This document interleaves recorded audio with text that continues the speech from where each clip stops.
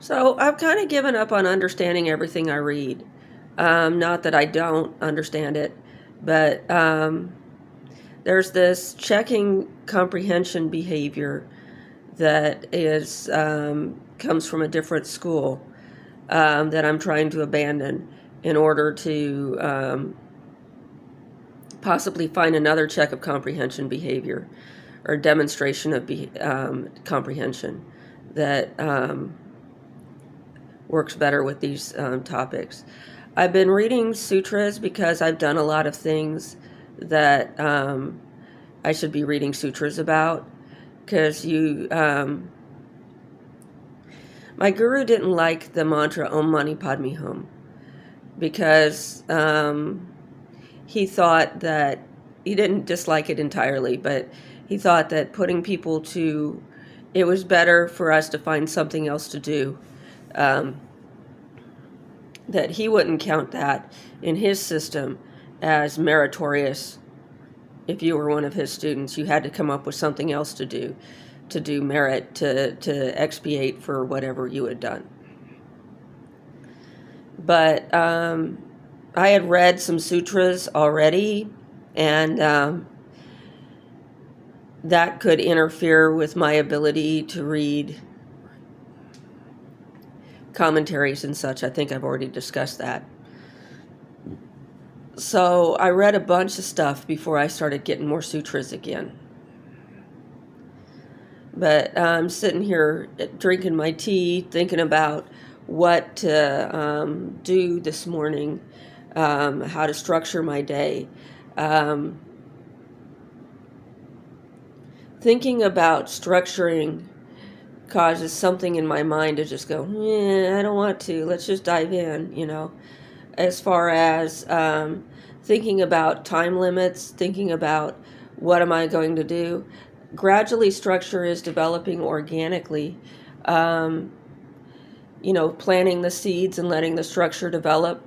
And I was thinking about whether or not to add fertilizer to push a little, to cultivate the soil a little bit, or just let things grow as they are, and recognizing the situation as to whether or not, sometimes things need to, if you've ever been a gardener and you didn't have a job, you were retired or something, you know that your garden is a lot better than the gardens of younger people because you have so much time to fuss with it.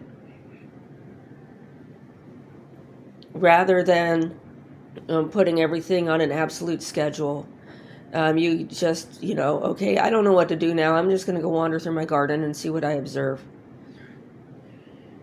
And then you catch things earlier. You might notice that things grow in. You can't always transfer this information to a younger person because they don't have the patience to do. If they tried it, they'd make a hash of it. They just won't stand there long enough to listen to you discuss it. And they don't understand why an older person's garden looks better than a younger person's garden. So, I've got the older person's lifestyle early. And so I was thinking this morning, here was the plan as I was drinking my tea, that I would read the Longchenpa commentary on the Guhya Garbha first.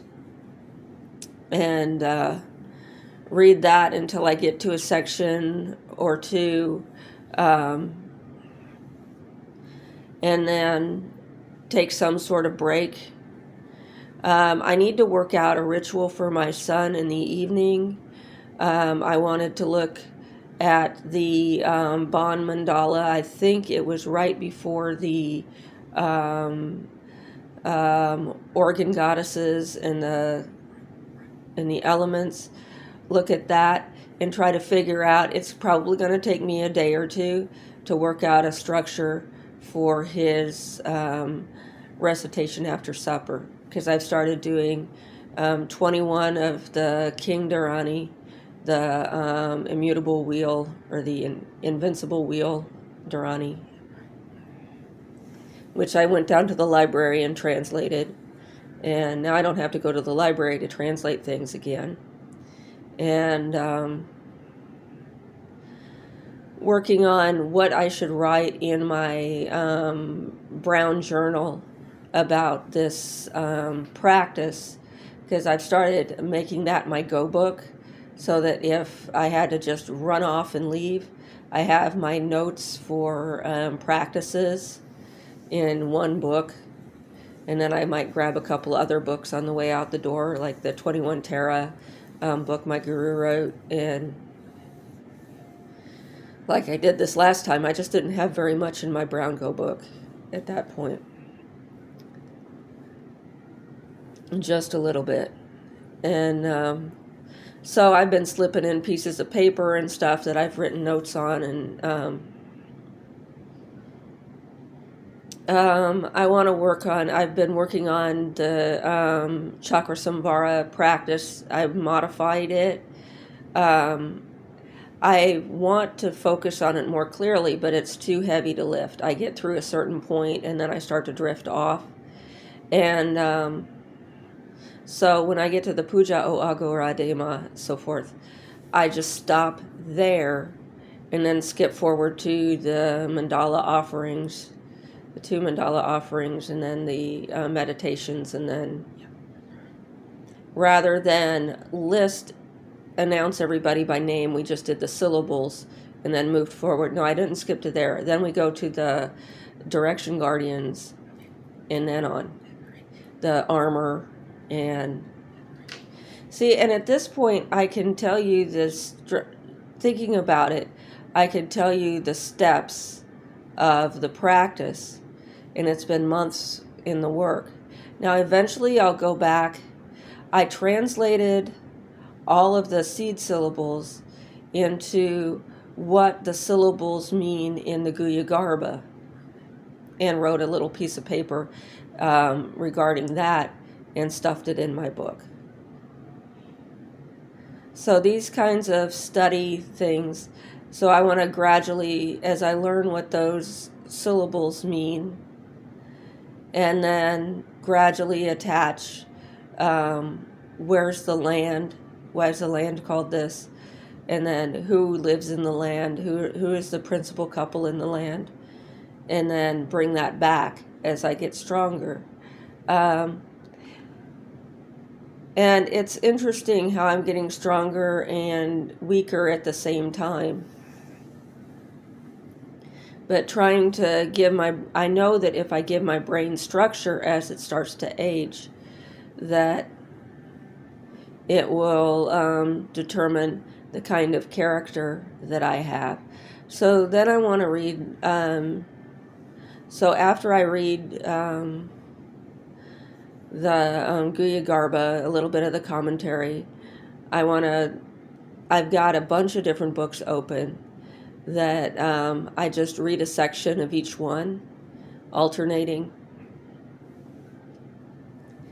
And that keeps my brain flexible, and sometimes it keeps me attentive.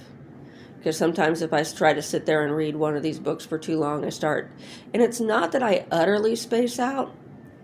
And again, if I was just having a wasted hour, at least I'm turning sound atoms, fire atoms into sutras talk, sutra recitation, rather than whatever else I would be doing, nothing at all.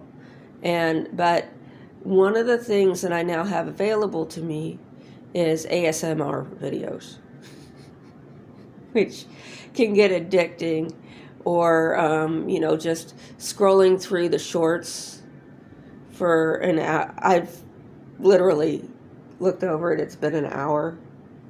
And having that ability to give my mind rest in that manner, which gives me, it has a benefit in that those videos give me something to talk about with people that would like shoot themselves if they had to listen to these videos.